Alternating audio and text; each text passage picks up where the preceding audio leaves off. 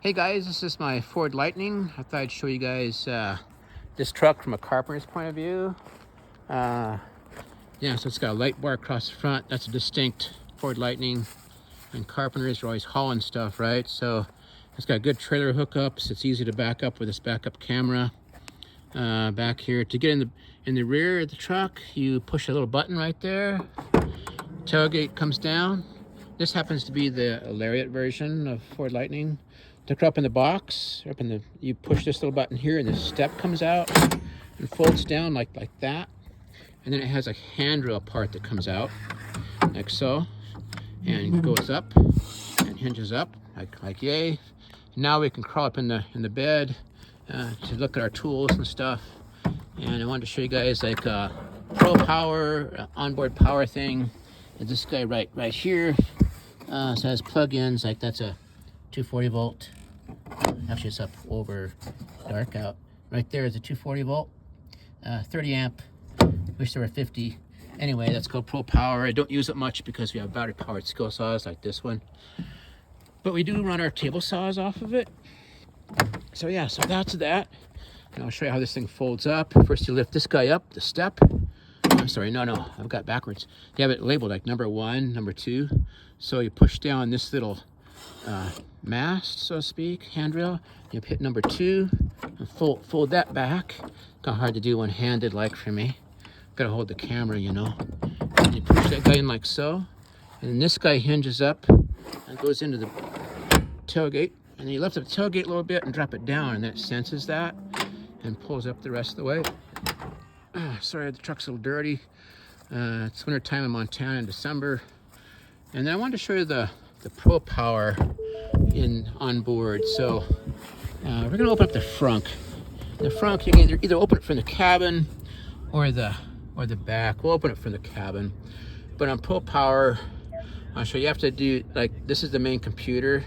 You may have on the radio or something like this, listen to XM like I like to do. So you hit this key up here, that one there, and you go down to where it says Pro Power, hit that. And then it just basically shows you, you know, how far your range getting back to your house. You know, you don't want to run the power to where you don't have any energy left in the battery to get home. But even running a table saw most all day, I barely drained the battery at all. So right now I've got 224 miles range, and we're at 89% battery. It's winter time, and so that's why it's running a little lower than summer. Summer you probably get maybe, you know, 300 miles out of this thing. So I drive cheap. I drive it for 6.8 cents a kilowatt hour, which is actually probably, I can drive it to Missoula and back. I live in the Bitter Valley for less than $3, or maybe $3, you know. 70 miles for $3 is good economy if you're working every day driving. So yeah, right, we're gonna go start the Pro Power. So say you want to use a table saw, or let's say we're gonna use my compressor. My compressor's in the frunk. There's a button in the front you can push up on to run the frunk, but there's also a button in the cabin here, and it's that one right there. It's got a little icon. So I'll push that guy and we'll lift up the frunk. Now it takes these guys a little while to lift up, but they do come up. Nice lighting. You can also run lights all the way around this to work at night, but still there's nothing like sunlight, right? So yeah, so here's our compressor. We're going to start this little roller compressor. Here's our plugins over here in there, and we're going to plug this compressor in one-handed. I feel for my buddies who only have one arm due to war injuries. Anyway, yeah, so we plug that in, and then push the button on, and this little light comes on. Now we're energized. Now we can start the compressor. So hit this pressure switch, and it's working. So yeah. So if you want to run a little air compressor, it works great. But I tell you something, everything's going battery powered, right? Not only cars, but also nail guns. So our nail guns are Milwaukee guns, and the finish there is not so bad, but the framing gun is kind of clunky and heavy, but it still works. Just nice not have to drag an air hose, but the guns with air hoses are so much faster and lighter, and especially up on a roof. Yeah, I keep my power tools in here. They're all battery powered also. Yeah, so that's about it for the exterior stuff. Here's the button I was talking about. You push that, The front goes down, in theory. Let's see. So in the interior cabin, you got this cool keypad to get in if you have to. It also activates off your remote, and also it'll sense your cell phone, locks it or unlocks as you walk up, which can be kind of a hassle sometimes. But yeah, see, I wanted to show you in the cabin this feature for doing bookwork. You push this little button here, and the shift lever goes down, and then you can fold this tray out. It becomes a bigger tray. See that? For laptops or whatever. I use it for eating lunch mostly. And then, in the future, to start this thing, you push on the brake and hit the start button. But what's going to happen is they'll just hit the brake. Start buttons will probably go away. The new Chevy doesn't have a start button, or my Volkswagen ID4 over there, you just push on the brake and it turns on. It's got a really nice big sunroof. I have it shut right now. Yeah, so this is supposed to be for carpenters. Right, so it has quite a bit of storage. It has a nice storage compartment there. You push this button here.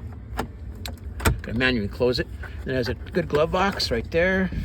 And in here, you've got quite a bit of storage too. I think it's actually lit. So I keep my stud sensor and my laser and sunblock in there, and driver's license. Now I want to show you the back, behind the seats. I typically use this truck with the seats folded up in the back, and I carry my power tools and stuff in here. So I have them in bins. I keep my nail bags in here, knee pads, other hand tools in there, hand tools in that one. Most important tool, the radio for morale. But it has heaters back here too, and I think a guy could go camping, almost sleep back here. It's pretty big, and sleep back here with the heat going on. I don't know how long that would last. You have to probably watch your range, make sure you're not too far from a charging station. Most of the charging stations the DC fast chargers are on the interstates, and I typically like to venture away from the interstate. Here's where the charging is, charging port. Open that up. That's for my level 2 charger, which takes about, I don't know, plug in at 8. I want the cheaper power, so after 8 o'clock, it's cheap. Let's see, it's 6.8 cents a kilowatt hour, and then between 6 in the evening and 8 in the evening, it's expensive. It's $1.65 for the co-op Ravalli Electric. And then here's the DC fast charger. You plug that in, hour charge will charge it up. And those are more expensive. I think they're 45 cents a kilowatt hour, or even a Missoula, I think they're closer to 65 cents a kilowatt hour for those. I think that's the right number. Anyway, it's an awesome truck, guys. It's actually got a nice spare tire in the back. A lot of battery-powered vehicles aren't giving you a spare tire. This is like built off the F-150 platform, right? But it doesn't have a solid axle. It has those big A-arms there. See those big A-arms, aluminum things? This bad boy weighs 6,800 pounds, I think. 6,500 pounds or 6,800 pounds, I'm not sure which. But it rides super smooth and rides better than that Volkswagen ID4 over there. And it's quieter than that ID4 cabin, and it's fast. These are probably one of the faster trucks. I believe the Rivian's faster, but anyway, the trucks are going so fast now, it's almost scary. So it handles really well. It's 50-50 weight distribution, but being Montana, it hasn't snowed here yet, really. But we have had some black ice. I mean, you don't want to be punching 755 foot-pounds of torque all at once when there's black ice, right? A buddy of mine was all excited. He called me up from LA, and that's back when we had the speed limit reasonable and prudent. Everybody reverted back to old speed limits. Back in the 90s, I think it was, 1990s. And anyway, he thought I should take my car out and go really fast on the highway. And it was a super black, icy morning, and I says, that's the last thing I want to do right now. I'm just going to stay in the shop. So anyway, you guys be safe. Thanks for listening, and take care, and we'll talk again later. All right, keep working, right? Keep America good. Build some good stuff. Thanks a lot. Bye.